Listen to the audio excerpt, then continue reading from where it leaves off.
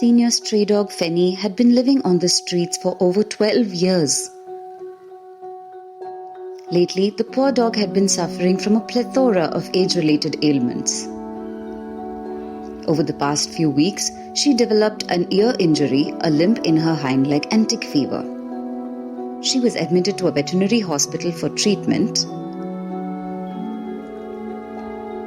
While she did recover from tick fever, the limp persisted, making her unfit to be released back.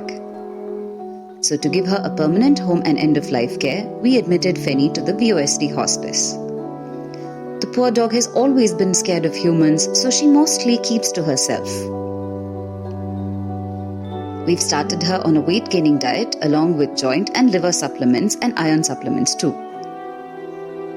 The wound on her limping leg is cleaned and treated every day. Feni now has a place to call home where she's safe and cared for. For an old dog like Feni, survival on the streets is next to impossible. But thanks to the care at VOSD Hospice, old stray dogs in India can spend their final years in peace.